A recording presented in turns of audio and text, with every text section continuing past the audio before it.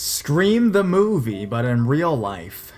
This happened to me when I was a teenager, and it still haunts me to this day. I was babysitting for my neighbor across the street, Alice. I babysat for her often, almost every weekend, so we were very comfortable with one another and had a good routine. Rarely, Alice would have a friend sleep over, and on this particular night, that was the case. Jennifer was a first-time sleepover date, so she was a bit nervous, but I did my best to make her happy. Alice's parents left at around 6:30 p.m., setting the alarm behind them as they went. I bathed both girls and got them into bed to watch some Nickelodeon, as was our usual routine. Once the girls were happy, I went into the kitchen to grab some snacks. It was pouring rain outside, and next to the kitchen was a breakfast nook with glass doors and a series of glass windows. As I was preparing to walk back into the room, the phone rang. Alice's parents often called, so I always answered the phone. I picked up the phone and asked who it was. "Hi, how are you?" a male voice asked. "Hi, I'm doing well," I replied. "Are you calling for Jason, Alice's father? He isn't home. I can take your message." "Maybe," he says to me. "Or maybe I'm calling to talk to you." Now, my spidey senses wasn't ringing just yet, and I figured it was a family member or a friend who was bored and just wanted a chat. I politely but quickly said I had to go. The girls were calling for me to bring their snacks, so I hung up the phone. I brought Alice and Jennifer their snacks and was about to settle into the recliner chair in Alice's room when I heard the phone ring again. I hustled back into the kitchen to answer it without really thinking about anything being peculiar, at least not yet. "You know it's rude to hang up on people, don't you?" he started off, but he wasn't angry or aggressive. It was a little hard to hear him over the thunder and rain, and both girls were calling for me to come back because they were scared of the thunder. "I'm sorry, I have to get back to the girls. Have a nice night." I heard him say something, but I hung up before I could hear what he said. The phone rang again. "Don't hang up on me," he said, with anger in his voice. I hung up. I was getting nervous at this point. I went back into the room with the girls and the phone rang again. At that point, Alice was asking me not to leave her again, so I didn't answer, but the phone rang again and again and again and again. 10 minutes then passed without a call, and the phone rang again. This time I thought that perhaps it was Alice's parents, so I peeled myself away from the girls to go and answer the phone. "You fucking cunt! Don't you fucking hang up on me!" he screamed. "Leave me alone, or I'll call... If you call again, I'll call the cops, you fucking psycho!" I screamed back. I hung up the phone and turned around to see Alice and Jennifer were now standing behind me. They looked terrified. So I offered to get some ice cream bars from the freezer. I went to the freezer, and the phone rang again. Alice answered it. I don't know what he was saying, but I heard screaming, and Alice looked absolutely terrified. I grabbed the phone and was about to unleash on him when he said, "That's a nice pink shirt you're wearing." I hung up the phone and realized that not only was I wearing a pink shirt, but that during the second phone call I received, there was a clap of thunder that I heard on the phone at the same time. I heard it in the house. It wasn't until that moment that the realization hit me. Now, I was a teenager at that point, thinking I was invincible and having no concept of my own mortality, but a higher sense of consciousness kicked in and guided my next few actions. I hit the light switch in the kitchen as I controlled most of the lights in that immediate area. I grabbed both girls, their barking dog Alex, and shoved all of us into the pantry. The pantry door opened inward, so I pushed up against the shelves and shoved a giant bag of rice against the door. I then had my back against the shelf, my feet pushing against the rice to help secure the door, and I had a girl in each arm, with my hands over their mouths. I pinned the dog between my legs, and although he constantly barked, he somehow knew how to stay quiet at that moment. Then the alarm started sounding, and the phone started ringing. All of us were trembling, but I was determined not to cry in front of the girls. Between the alarm and the thunderstorms, I couldn't hear very much. After what felt like an hour, I heard a female's voice calling and asking if anyone was in the house. She was in front of the pantry and announced that she was a police officer and that it was safe to come out. She clearly knew I wasn't going to take her on her word, so she slid her badge under the door. I moved one foot from the bag of rice and towed her badge towards me. The police had turned the lights on, so I was able to see from the light streaming in under the pantry door that this was, in fact, a badge. I cautiously made my way out of the pantry, shielding the girls behind me. The female officer, Officer Wesley, didn't look alarmed at all, and I quickly realized why. "It's scary when the alarm goes off," she said, "but next time, you need to answer the phone and let the alarm company know everything is okay instead of hiding." Sending officers out to a house isn't a joke. I looked at her incredulously. We didn't set off the alarm, I said, stammering, and I started to cry. We haven't opened any doors. She looked at me with confusion and then said, Then who made those footprints? From the back door, the sliding glass door in the kitchen nook, to the pantry, and out to the front door were muddy footprints.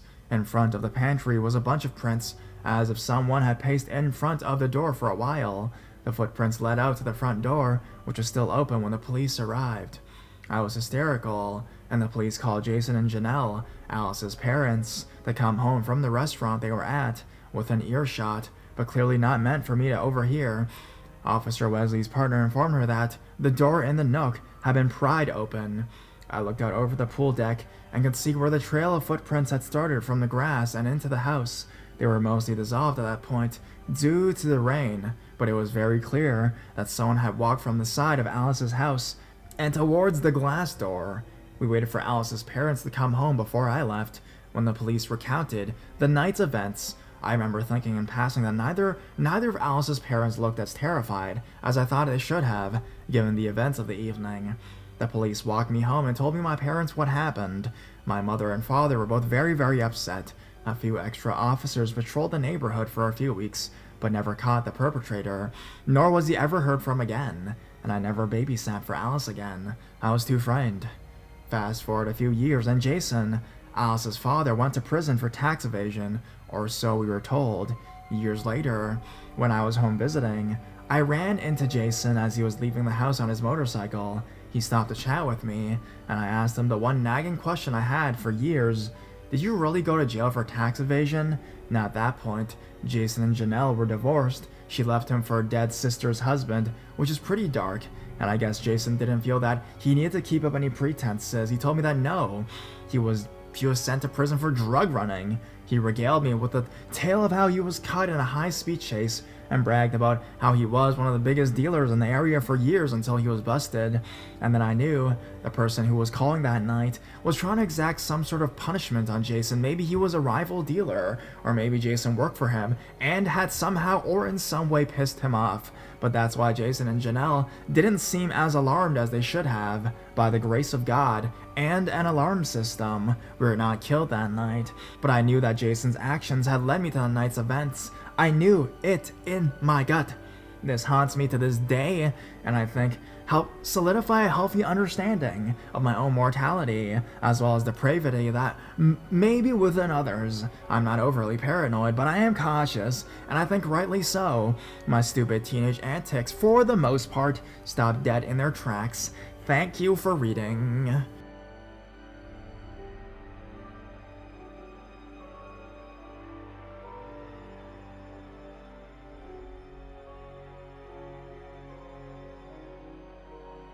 A pickup truck in the darkness. Surprisingly, this must have had more of an impact on me than I thought or realized, because it seems the older I get, the more I revisit this night in my head. I was 17 years old, and this was back in the 90s. No one had cell phones. The internet was in its infancy, and we were all just grasping email and browsing around the World Wide Web. I guess what I'm trying to drive home is that today, right now, we're all connected 27/7. Back when I was 17, the world was still mostly unplugged. We didn't have countless options at our fingertips. I'm not sure if that's a good thing or a bad thing. It's just a different thing, I guess. I remember this night because it was a school night, and my parents had to spend the night at my grandmother's house because they needed to be up early, and in the town she lived in, they never offered to take me, and I didn't want to go because I enjoyed being alone, having a little privacy. Now, I am a night owl. That's what I am. It's what I've always been. Come midnight, I'm just getting started. I was on the family computer in a random Yahoo chat room, which is in the office, and the window overlooks our backyard. It was past midnight, and for some reason, it had just dawned on me that I've been hearing crunching snow footsteps in the snow in our backyard. I didn't get scared. I didn't even really get curious. I just acknowledged the sound of the footsteps coming from my backyard. I don't know why this didn't bother me. Maybe I was being naive. so the noise continued, but I didn't pay attention to it much. Maybe I thought it was a wild animal. We lived right next to the woods. About half an hour later, I was in the kitchen heating up some leftovers, nothing better than a midnight snack. I just happened to glance in the direction of the living room and saw some movement out the living room picture window. I halted in the kitchen, and I stared hard across the living room and out the window. That brief moment, which caught my attention, it took me a second to focus, and when I did see what it was at that point, I started to get nervous. A pickup truck with its headlights off was creeping down the road, directly in front of my house. It came to a painfully slow stop directly in front of my house. The pickup truck, had I not managed to see its movements, would have been blended perfectly in the darkness. The truck freaked me out bad. I wasn't sure the driver probably couldn't see me from my vantage point in the kitchen. All the living room lights were off. My kitchen and living room go into each other. They connect. Walked out the kitchen into the living room, leave the living room for the kitchen. Either way, I stood in the kitchen, just stared at the parked truck. My mind raced. The truck freaked me out bad. I was pretty sure the driver probably couldn't see me from my vantage point in the kitchen. All the living room lights were off. Our kitchen and living room go into each other. They connect. Walk out the kitchen into the living room, leave the living room for the kitchen. Either way, I stood in the kitchen and just stared at the pickup truck. My mind raced. What was going on? It was like 2 a.m. and there was this pickup truck parked in front of our house. It was driving down our road with its headlights off. That really messed with my head, so I stood there, convinced I could not be seen, and I doubt I was spotted. But I couldn't move a muscle. I was terrified. I stared at the black shape of a pickup truck. I tried to focus on the driver. It was just too dark. Then I thought maybe I should call my parents or the police. I didn't want to get everyone worried, to be honest, and I was really in a state of pure panic. I counted to 3 in my head, and I bumped into the phone hanging on the kitchen wall. I felt safer just holding the phone in my hands. I thought I would call my grandmother's house to get my dad on the phone. And then I felt maybe I should just call the cops instead, have them stop by and see what was up with the creepy truck. I didn't call anyone. Instead, I just taking these slow little steps of fear towards a spot in the kitchen where I could see out the living room picture window. I watched the truck for a few minutes, waiting to see what the driver's next move was going to be. I was trying to convince myself that this driver creeping around my house well past midnight was just a strange coincidence or something. I just stared at the dark spot I knew was a pickup, and I couldn't make any sense of it. Eventually, after at least 10 or 20 minutes being parked in front of my house, the truck did a 3-point turn, headlights off, and drove away. I clung to the phone. I was shaken pretty badly, but I was glad that I didn't call the police or my parents. No need to get everyone worried.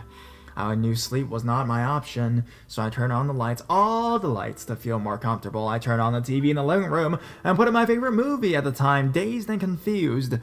I had a copy of Dazed and Confused recorded on a VHS tape with Happy Gilmore. The next morning, I discovered footprints in the snow around my house. I honestly couldn't tell you if there was 1 or 2 or 3 sets of footprints. There were just a lot of footprints.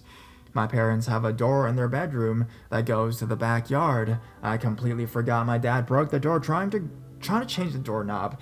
It happened a few days prior to the night my parents stayed at my grandmother's. Dad tends to start projects and stall out if it doesn't go his way.